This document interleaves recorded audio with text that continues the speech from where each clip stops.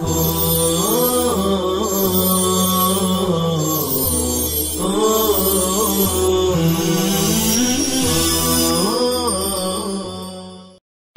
باللہ من الشیطان الرجیم بسم اللہ الرحمن الرحیم خذ من اموالہم صدقۃ تطہرہم وتزکیہم بہا من ذنوبہم فأخذ ثلث اموالہم وتصدق بہا وصل علیہم ادع لہم ان صلاتک سکن رحمۃ لہم وقیل طمانینۃ بقبول توبتہم واللہ سمیع علیم۔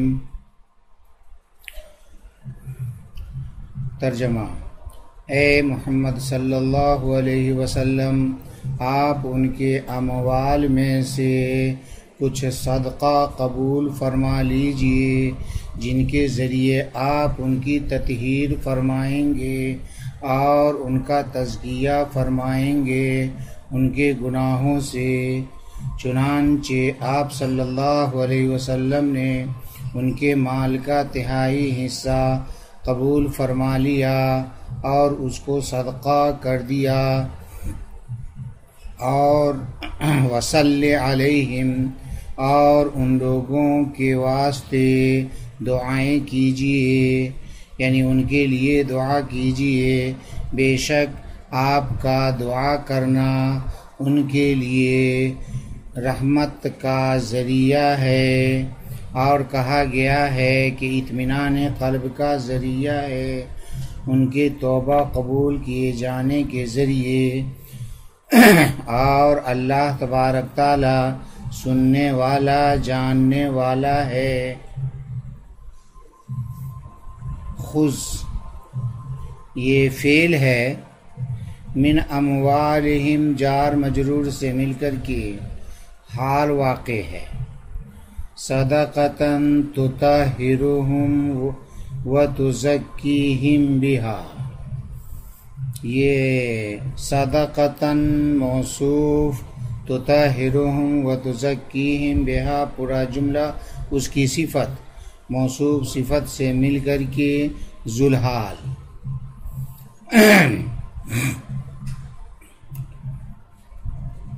ذوالحال ہو گیا ہے۔ وصلی علیہم یہ ما قبل والے جملے پر معطوف ہے۔ ان صلاتک سکن لہم، صلاتک ان کا اسم ہے، سکن لہم اس کی خبر ہے۔ یہ پورا جملہ وصلی علیہم کی علت کے درجے میں ہے۔ واللہ سمیع علیم یہ نیا جملہ ہے۔ اللہ تبارک تعالیٰ سننے والا جاننے والا ہے۔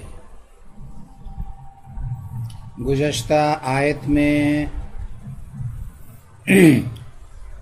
ان 7 حضرات کے اعتراف جرم اور توبہ قبول کرنے کا اور اللہ کی طرف سے قبولیت توبہ کا بیان تھا، جنہوں نے فوراً ندامت کا اظہار کیا اور اپنے آپ کو مسجد کے ستونوں سے باندھ لیا۔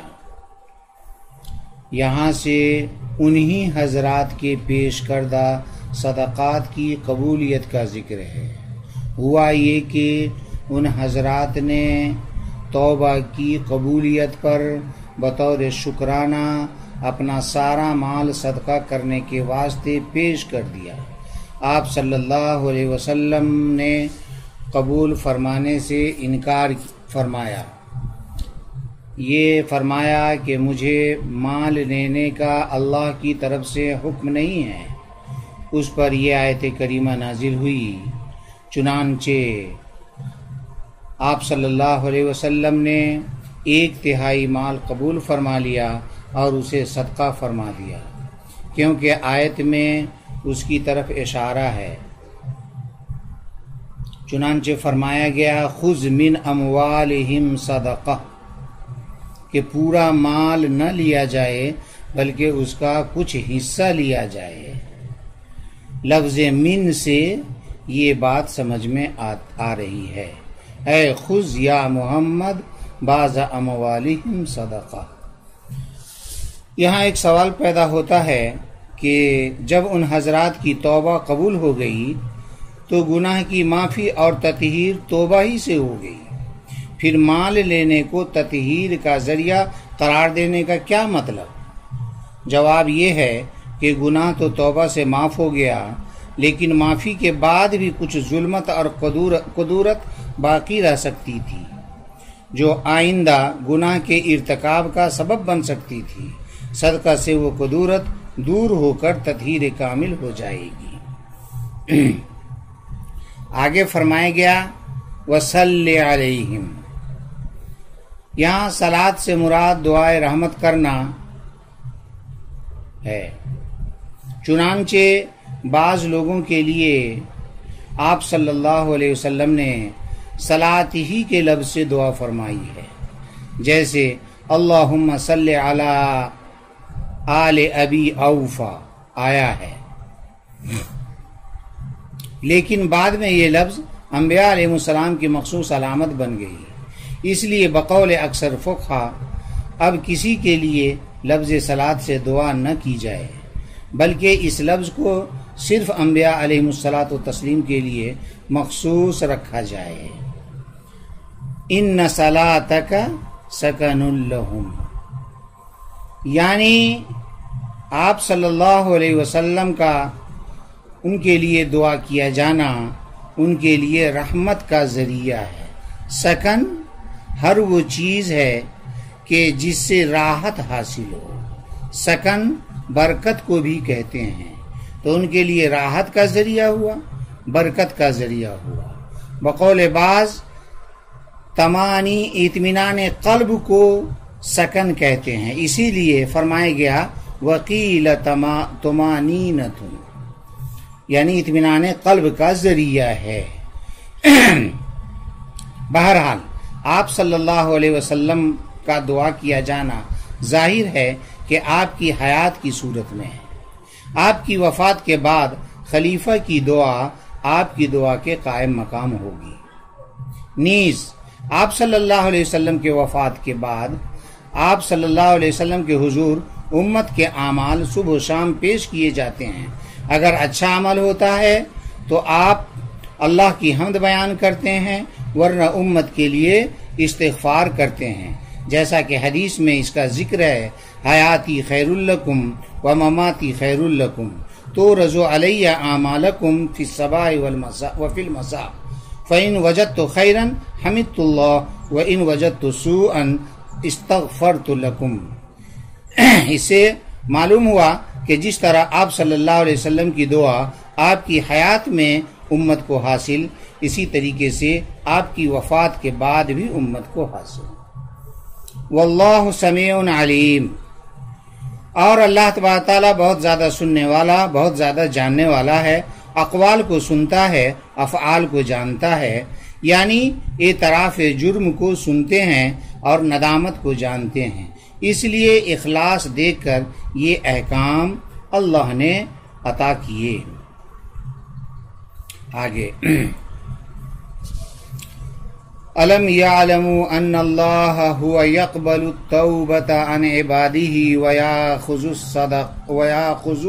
ويقبل الصدقات وان اللہ هو التواب على عباد بقبول توبتهم الرحیم بهم، والاستفهام للتقریر والقصد به تهییجهم الى التوبة والصدقة، وقل لهم أو للناس اعملوا ما شئتم فسيرى الله عملكم ورسوله والمؤمنون وستردون بالبعث إلى عالم الغيب والشهادة أي الله فينبئكم بما كنتم تعملون فيجازيكم به۔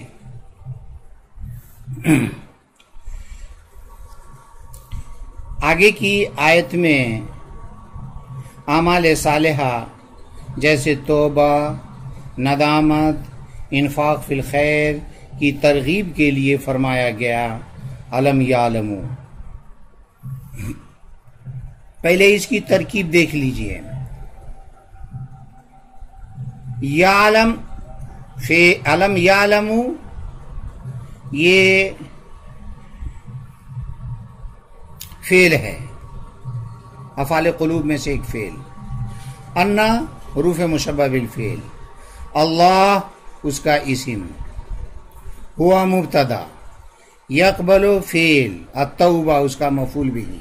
ان عبادہ جار مجرور سے مل کر کے یقبل سے متعلق ہے. فعل اپنے فاعل مفعول بھی متعلق سے مل کر جملہ فعلیہ خبریہ ہو کر کے ہوا مبتدا کی خبر. ہوا مبتدا اپنے خبر سے مل کر کے انا کی خبر. انا اپنے اسم و خبر سے مل کر کے علم یعلمو کا مفعول بھی ہے جو دو مفعولوں کے قائم مقام ہے. وَيَأْخُذُ الصَّدَقَاتِ یہ یقبل التوبہ پر معطوف ہے. وَأَنَّ اللَّهُ هُوَ التَّوَّابُ الرَّحِيمُ هُوَ التَّوَّابُ الرَّحِيمُ اللہ تبارک تعالی بے شک اللہ تبارک تعالی بہت زیادہ توبہ قبول کرنے والا رحم کرنے والا ہے. یہاں ان عبادہ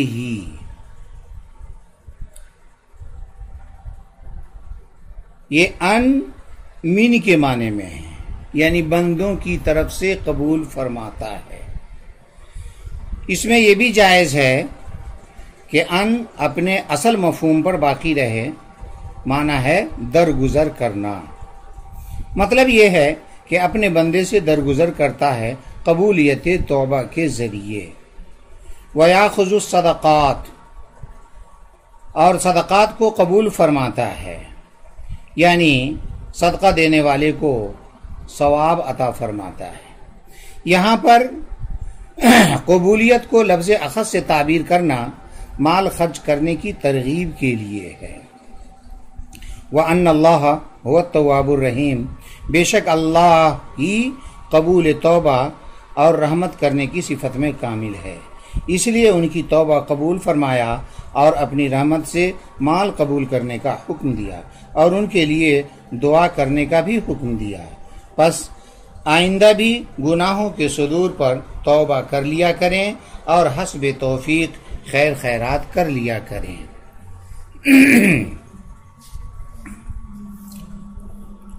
والاستفہام للتقریر اور استفہام تقریر کے لیے ہے.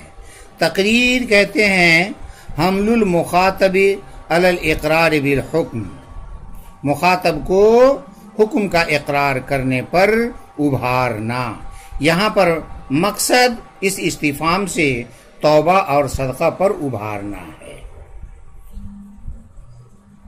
فرمایا گیا کہ وَقُلْ لَهُمْ أَوْ لِلنَّاسِ لہم یعنی خاص صحابہ کرام جن سے متعلق یہ واقعہ ہے. او للناس یا یہ آیت کریمہ اپنے عموم پر ہے، لہذا اس کے مصداق تمام لوگ ہیں. اعملوا ما شئتم اس آیت کریمہ میں اس جملے میں اطاعت گزاروں کے لیے بڑا وعدہ اور نافرمانوں کے لیے بڑی وعید ہے.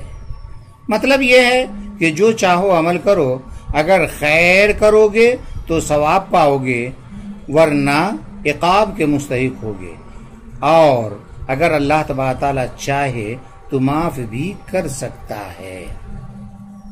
فرمایا گیا فَسَيَرَ اللَّهُ عَمَلَكُمْ اللہ تبارک تعالیٰ تمہارے عمل کو دیکھے گا، یعنی تمہارے عمل کو شمار فرمائے گا اور اس پر جزا دے گا. فرمایا گیا وَرَسُولُهُ اور رسول بھی تمہارے عمل کو دیکھیں گے، بہی طور کہ آپ کی خدمت میں اعمال امت پیش کیے جاتے ہیں. اس سے آپ صلی اللہ علیہ وسلم کو امت کے اعمال معلوم ہو جاتے ہیں. اور فرمایا گیا والمومنون مومنین بھی عمل کو دیکھیں گے، یعنی اس عمل پر جزا کو دیکھیں گے جو میدان حشر میں موجود لوگوں کے لیے خوشی کا ذریعہ ہوگا جزائے حسن ہونے کی صورت میں، اور غم کا ذریعہ ہوگا سزا کی صورت میں۔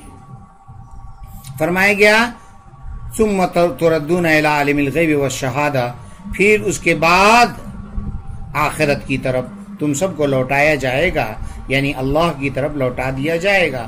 فَيُنَبِّئُكُم بِمَا كُنتُمْ تَعْمَلُونَ اے فَيُحَاسِبُكُم عَلَى جَمِيعِ مَا قَدَّمْتُمُوهُ، تمہارا حساب فرمائے گا ان تمام اعمال پر کہ جو تم نے کیا ہے، یعنی سارے اعمال کا حساب کتاب ہوگا اور پھر اس پر جزا دے گا۔ اس کو مفسر علام نے فرمایا فَيُجَازِيكُم بِهِ، کہ تم کو اس پر جزا دے گا۔ آگے کی آیت کریمہ وَآخَرُونَ مِنَ الْمُتَخَلِّفِينَ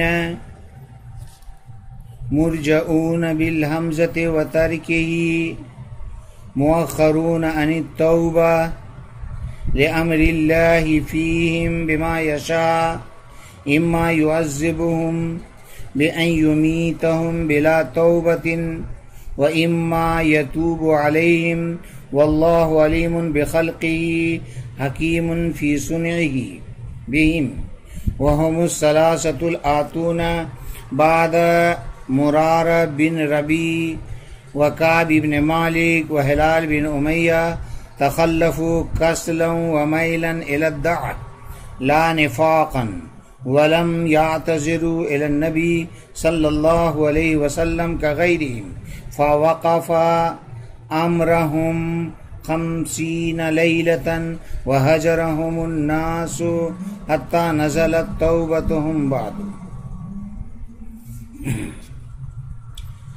گزشتہ آیات میں غزوہ تبوک سے بلا عذر پیچھے رہ جانے والے 10 حضرات میں سے 7 لوگوں کے احوال کا بیان تھا۔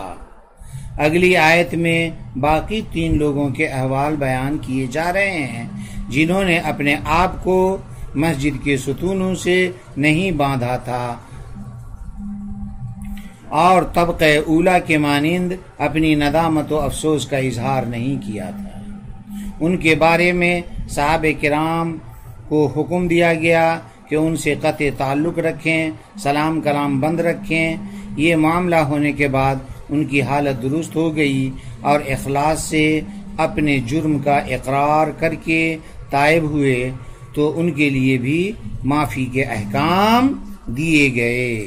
چنانچہ فرمایا جا رہا ہے کہ غزوہ تبوک سے پیچھے رہ جانے والے دوسرے چند لوگ ہیں، مراد 3 لوگ جن کے معاملے کو اللہ کے حکم آنے تک کے لیے ملتوی کر دیا گیا ہے۔ حمزے کے ساتھ بھی ہے، بغیر حمزے کے بھی ہے، یعنی ملتوی کر دیا گیا ہے، مؤخر کر دیا گیا ہے ان کی توبہ کو قبول کرنے کو، اللہ کا حکم ان کے بارے میں آنے تک، جو اللہ تعالیٰ چاہے حکم فرمائے۔ یا تو اللہ تعالیٰ ان کو عذاب دے گا بہیں طور کے بلا توبہ موت دے گا، یا اللہ تعالیٰ ان پر مہربان ہوگا بہیں طور کے توبہ قبول فرمائے گا۔ اور اللہ تبارک تعالیٰ اپنے مخلوق کو جاننے والے اور حکمت والے ہیں اپنے کاریگری میں، ان کے ساتھ معاملہ کرنے میں۔ اور وہ 3 لوگ ہیں کہ جن کا تذکرہ آئندہ آ رہا ہے۔ ہم الثلاثۃ الذین آتونا بعد، جن کا آئندہ حکم آ رہا ہے۔ ان میں سے ایک مرارہ بن ربی ہیں، دوسرے کعب بن مالک ہیں، تیسرے ہلال بن امیہ ہیں، جو سستی کی وجہ سے اور راحت کی چاہت کی وجہ سے پیچھے رہ گئے تھے، لا نفاقن، نفاق کی وجہ سے نہیں۔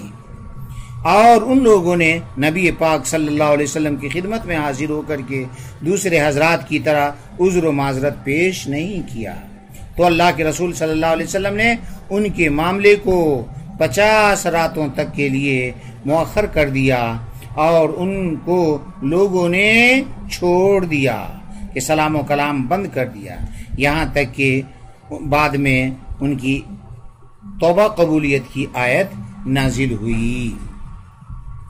یہاں پر فرمایا گیا کہ وَآخَرُونَ مِنَ الْمُتَخَلَّفِينَ مُرْجَوْنَ، یہ مرجعون بھی ہے، مرجعون بھی ہے، مرجعون حمزہ کے ساتھ یعنی مرجعون، اور بغیر حمزہ کے یعنی مرجعون۔ اس کا مصدر ہے الارجاء، ارجاء کے معنی مؤخر کرنا، تو ارجاء میں حمزہ کو اگر باقی رکھا جائے ارجع یرجع سے ہے مرجعون، اور اگر اس حمزہ کو یا سے بدل دیا جائے تو لفظ ہوگا مرجعون، یا متحرک ما قبل مفتوح یا کو الف سے بدل دیا مرجعون ہو گیا، اور اس الف اور واو کے درمیان اجتماع ساکنین کی وجہ سے الف کو گرا دیا گیا تو ہو گیا مرجعون۔ اسی کو فرمایا گیا وَتَرْكِهِ، یعنی حمزہ کے ترک کے ساتھ مرجعون پڑھا جائے گا۔ مؤخرون عن التوبۃ، کہ جن کے توبہ کو قبولیت توبہ کو ملتوی کر دیا گیا ہے، عن التوبہ اے عن قبولہا، یعنی قبولیت توبہ سے مؤخر کر دیا گیا ہے، ورنہ توبہ تو ان کی جانب سے پہلے ہی کی جا چکی تھی۔ البتہ ان لوگوں نے صراحتاً آپ کے پاس عذر و معذرت پیش نہیں کیا تھا، بلکہ فقط دل سے نادم ہوئے تھے، پوشیدہ طور پر توبہ کا عزم کیا تھا۔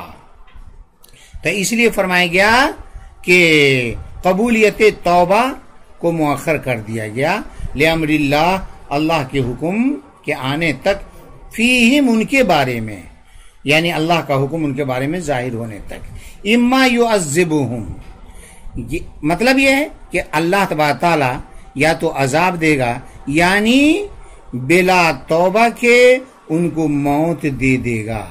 یہاں پر اما ابہام کے لیے ہے، یعنی مخاطب پر ان کے معاملے کو مبہم رکھنے کے لیے ہے کہ اللہ تبارک تعالیٰ ان کے معاملے کو یہاں پر مبہم رکھا ہے۔ وَإِمَّا یتوب علیہم، یا اللہ تبارک تعالیٰ ان پر مہربان ہوگا، اللہ تبارک تعالیٰ ان پر مہربان ہوگا، یعنی ان کے توبہ کو قبول فرمائے گا، بیں طور کہ ان کو توبہ مرنے سے پہلے توبہ کی توفیق عطا فرمائے گا، جس سے وہ تائب ہوں گے، نادم ہوں گے، حضور پاک صلی اللہ علیہ وسلم کے حضور بڑی سرخروئی کے ساتھ وہ ان کی توبہ قبول ہوگی۔ فرمایا وہم الثلاثہ، وہ لوگ کل 3 ہیں جن کا ذکر آئندہ کی آیت میں آیا ہے، یعنی وآخرون مرجعون۔ آگے فرمایا گیا کہ مرارہ بن ربی، کعب بن مالک، ہلال بن امیہ، ان سب کا غزوہ تبوک سے پیچھے رہ جانا یہ کوئی نفاق کی وجہ سے نہیں تھا، بلکہ صرف سستی کی وجہ سے اور طلب راحت کی وجہ سے تھا۔ ان لوگوں نے نبی پاک صلی اللہ علیہ وسلم کے حضور جا کر کے دیگر صحابہ کی طرح فوراً عذر و معذرت نہیں فرمایا، اس لیے چونکہ حضور پاک صلی اللہ تعالی علیہ وآلہ وسلم کہ یہ سفر کی مدت 50 رات تک تھی، تو اس لیے ان کے معاملے کو 50 رات تک مؤخر کیا گیا، اور پھر اللہ کے رسول صلی اللہ علیہ وسلم نے صحابہ کرام رضوان اللہ تعالی علیہم اجمعین کو حکم دیا کہ ان سے قطع تعلق رکھیں، سلام کلام بند کر دیں۔ ایسا معاملہ کیے جانے کے بعد ان کی حالت درست ہو گئی، اخلاص سے اپنے جرم کا اقرار کر کے تائب ہوئے، تو ان کے لیے بھی معافی کے احکام دیے گئے۔ اسی کو فرمایا حتی نزلت توبتہم بعد، یہاں تک کہ ان کی